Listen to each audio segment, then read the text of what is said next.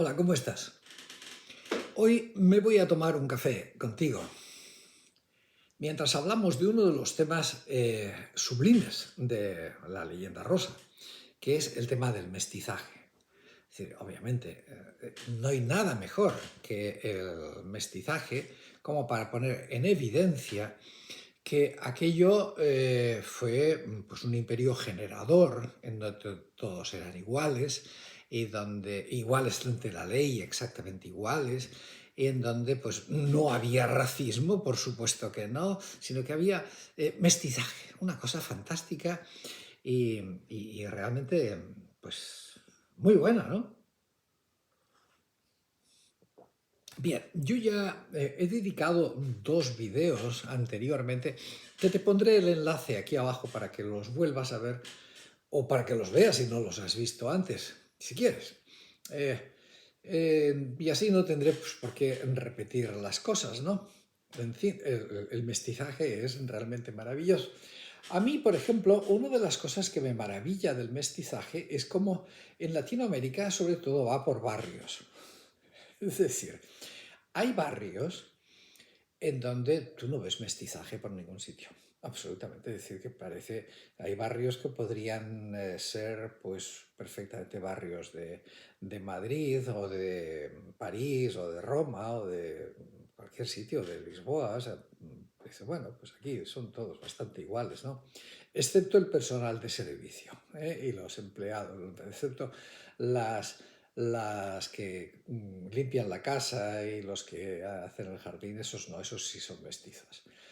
Entonces, pues, como te digo, hay barrios en todas partes. Estás en Lima o estás en Quito o en Caracas o en Bogotá o en México y hay barrios que dices, pues sí, aquí esto es un barrio con muy poco mestizaje. Pero luego te vas a otros barrios y ahí sí hay mucho mestizaje. De lo cual, pues bueno, deja como para pensar y demás.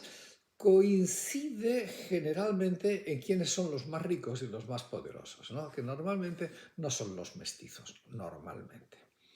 Yo, por ejemplo, cualquier día te invito a que veas a que mires las fotografías de los gobernantes que han tenido pues, cualquier país latinoamericano, me da lo mismo, elige el que tú quieras. Puede ser Chile o Colombia o México o Panamá, tú decides el que quieras, ¿no?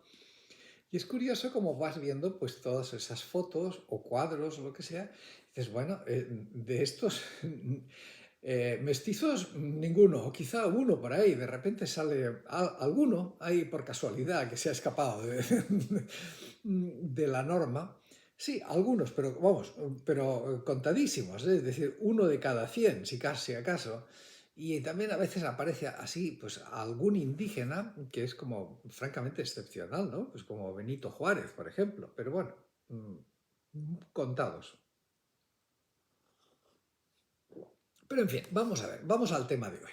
El tema de hoy es que me he encontrado pues dos cosas. Un documento que yo tenía desde hace tiempo y dije, caramba, pues de esto no he hecho ningún video.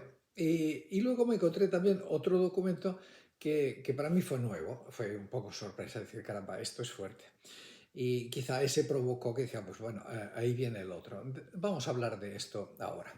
Y por supuesto te voy a dar los documentos, porque es decir, yo no espero que tú te creas mi palabra, no espero que aceptes lo que yo digo porque yo lo digo, sino porque está basado en documentación real, está basado en investigaciones que a su vez hacen referencias a documentos históricos. Es decir, yo no soy el charlatán típico de la leyenda rosa que va repitiendo los mantras que le han explicado sus amos. Es decir, yo me fabrico mis propios mantras y trato de fundamentarlos para que sean lo más próximos a la verdad posibles. La verdad, verdad, verdad, auténticamente no la sabremos nunca, pero por lo menos aproximarnos lo más que se pueda. Bien, pues entonces, el primer documento que te voy a enseñar es asombroso. Y también pues vas a tener aquí la referencia. Es asombroso. Es un documento en el que nos refiere que en el En los primeros 100 años de la invasión española, a la zona que hoy día llamamos Paraguay y en concreto en la ciudad de Asunción del Paraguay, pues practicaban algo muy peculiar llamado rancheadas, las rancheadas.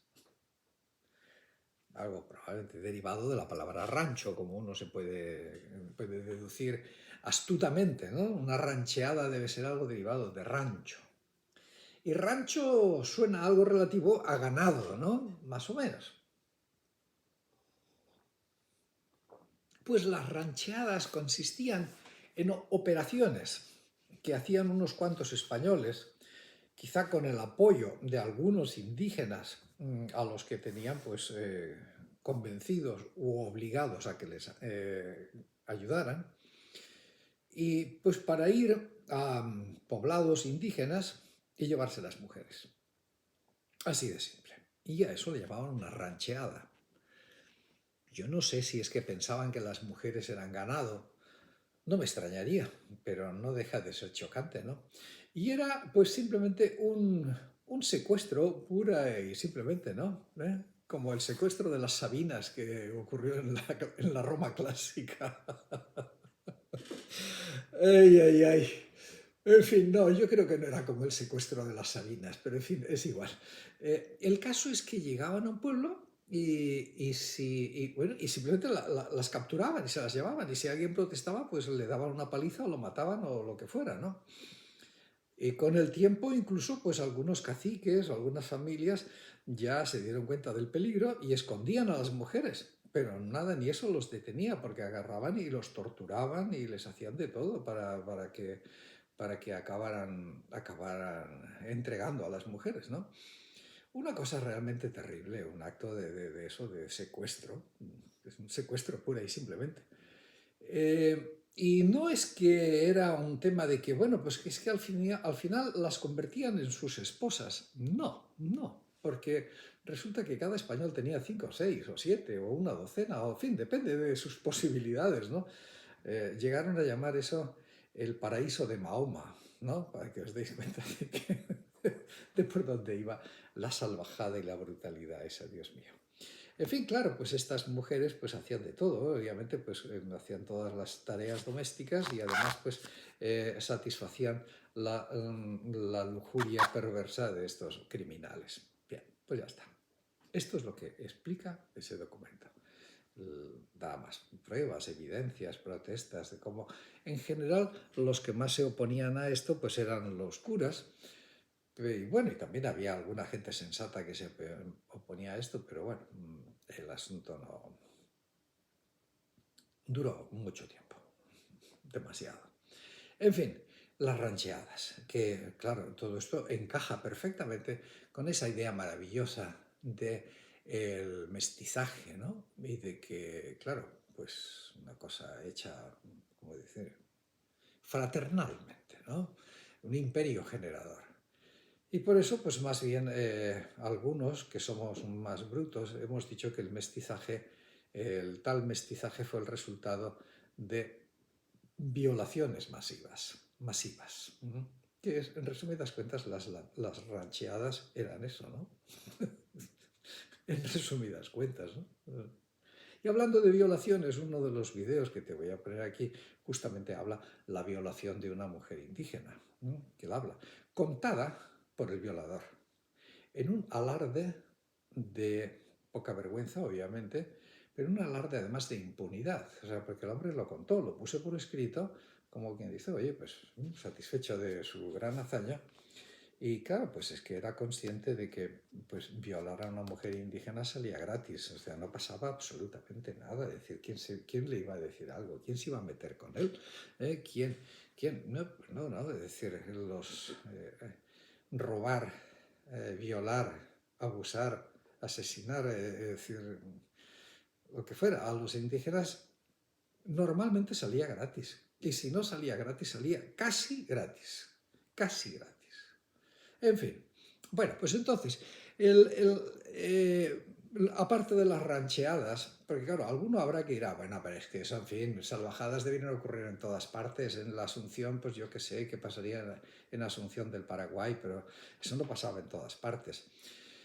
Hombre, probablemente las rancheadas no pasaban en todas partes, pero cosas similares y con otros nombres puedes contar que pasaban en todas partes. Y es justo lo que vamos a hablar en el siguiente documento, que no es de Asunción del Paraguay, sino que es del Perú. Y lo cuenta un señor que se llama Felipe Guamán Poma de Ayala, que era un indígena que murió en el 1616, algo así, si no recuerdo mal. O sea, que un hombre que, pues, en fin, que vivió, nació ya en medio, o sea, de la destrucción salvaje, de la invasión. Y bueno, y creció en ese ambiente y era cristiano y, en fin, y fue educado por españoles y escribía muy bien el español y era un indígena de la nobleza, es decir, que incluso parece que había tenido algunos cargos de importancia. Y en fin, era un hombre, en resumidas cuentas, que, o sea, ojo, es bastante conocido, es decir, no es un sujeto que ha salido por ahí del anonimato, ¿no? Es bastante conocido, Felipe Guamán Poma de Ayala. Y este hombre, pues ya te digo, es un cristiano, y parece que es un buen cristiano, y escribió un libro extensísimo, unas crónicas sobre la historia de los incas, y etcétera, etcétera. Y prácticamente casi todo lo que se sabe de los incas se sabe, pues, en buena parte debido a las informaciones que da este hombre, que, ojo, no todas son correctas, porque ya estaba metido dentro del proceso de lavado de cerebro que estaban siendo sometidos los indígenas por causa del adoctrinamiento. Pero bien, vamos al caso. Este señor en su crónica, que la escribió, es una crónica muy curiosa, te voy a poner un enlace para que la puedas leer, que resulta que la única copia que hay de esa crónica, que el autor se la envió al rey de España, pues la única crónica que existe está en la biblioteca de Dinamarca. De Dinamarca. Según parece, está allí desde 1660. Es decir, que a lo mejor ni le llegó al rey de España, o que si le llegó al rey de España hubo alguno por el medio y dijo, ¿sabes qué? Esto mejor que sacarlo de en medio. Y acabó por esos azares del destino curiosos en Dinamarca. Y allí nadie sabía que estaba, hasta prácticamente a principios del siglo XX, donde uno de los típicos ratones de biblioteca que siempre andan buscando cosas, pues se encontró aquel tesoro. Y se ha visto, se ha estudiado, se ha comprobado, es auténtico, es original, no es fake news, no es leyenda negra, no lo escribió un luterano, un hereje, un inglés, un catalán, sino que lo escribió un indígena nacido cerca del Cuzco y que murió en Lima. Bueno, pues entonces este hombre al final de su crónica mantiene una especie como de diálogo con el rey de España, que en aquel entonces, si no recuerdo mal, era Felipe III. Y entonces, porque se le va quejando de cosas que ocurren, ¿no? Y fíjate, te voy a leer una, ¿no? Dice, dime autor, se supone que lo dice el rey, dime autor, ¿cómo ahora no se multiplican los indios y se hacen pobres? Respuesta. Lo primero, que no multiplica porque todo lo mejor de las mujeres y doncellas lo toman los padres doctrinantes. Vamos viendo. Los padres doctrinantes. Los encomenderos y españoles, mayordomos, tenientes, oficiales, criados de ellos. Y así hay tantos mesticillos y mesticillas en este reino. Con color de decirle amancebado le toman las mujeres y sus haciendas de los pobres. De todo lo dicho, de tanto agravio y daño, se ahorcan ellos mismos, como los indios changas de Andahuaylas. Está un cerrillo lleno de indios. Indias quiere morir una vez que no verse en tanto daño. Y le sigue preguntando, dice, dime autor, ¿cómo Dime, autor, ¿cómo se multiplicará la gente? Respuesta. Digo a vuestra majestad, como lo tengo escrito, vivan los padres y curas y encomenderos, corregidores y otros españoles y caciques principales, vivan como cristianos y como lo manda vuestra majestad, sin pasar a más, y dejen gozar sus mujeres y haciendas y los deje sus doncellas y justicias sobre ellos y les dejen multiplicar. Y así, bueno, me salto aquí algunas cosas para que me voy a ir saltando algunas cosas, ¿no? Dice aquí, por ejemplo, dice, ¿por qué ha de considerar que un reino lo pierda de tanto valor vuestra majestad, que tanto la haya valido se pierda y se acaben todos los indios que ya están despoblados? Donde había 1000 ánimas, ya no hay 100. No pueden ya multiplicar, aunque haya ya indios solteros, se casan con viejas que no pueden parir. Fuera de esto le obligan con grandes trabajos y lo inquietan y lo roban hasta quitarle las hijas e hijos y las mujeres casadas. No hay remedio. No hay remedio porque todos están unidos en contra de los indios, el juez, el corregidor, el teniente, el encomendero y mayordomos y otros españoles y mestizos y visitadores de la Santa Madre Iglesia y vicarios y curas. Todos son contra los pobres, todos a una mano vienen en favor de los españoles. Dice, y de día y de noche no le deja a las indias. Y si lo defiende su padre y madre, lo maltrata y le van a buscar donde hacen fiestas y no le dejan casarse, hacer vida con sus maridos, sino que paren mesticillos y después niegan. Y andan los dichos mestizos en hábito de indios pobres en todo el reino así. Te estoy leyendo el texto original, que es un poco raro, es decir, no es el mismo, no tiene la misma estructura y gramática del castellano actual, pero está así, es decir, está escrito así. Bueno, entonces yo te voy a poner el enlace para que tú puedas ver el libro directamente, es decir, está ahí, está exactamente ahí. Te voy a leer, déjame que te lea una última cita, porque es simplemente brutal, absolutamente brutal.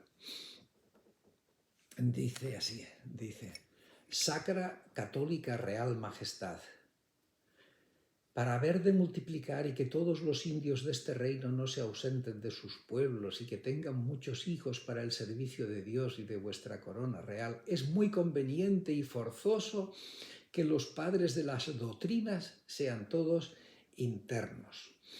Es lo primero. Lo segundo, que den fianza, aunque sea para estar un día en la doctrina. ¿Por qué? Atención, esto dice, porque totalmente este reino destruye de los padres, quitando sus haciendas y mujeres y hijas, y los fornica a todas, desde 10 años las desvirga, desde los 10 años. Imagínate, esto era el mestizaje. Desde 10 años las desvirga, y para ello cría en sus cocinas desde niña, con color de la doctrina, y fuera de eso les hace trabajar y tiene apurado tanto los padres y corregidores, y así se ausentan. Bueno, habla del que se ausentan, habla de que muchos indígenas acababan huyendo de los pueblos, porque claro, los pueblos es donde los controlaban, se marchaban a las montañas. Vale, nada más. Qué maravilloso era el mestizaje, qué cosa tan linda, tan dulce, tan amorosa. Qué lindo es el mestizaje. No me creas, busca tú mismo, compruébalo con los enlaces que te dejo y sé feliz, cuídate y hasta pronto.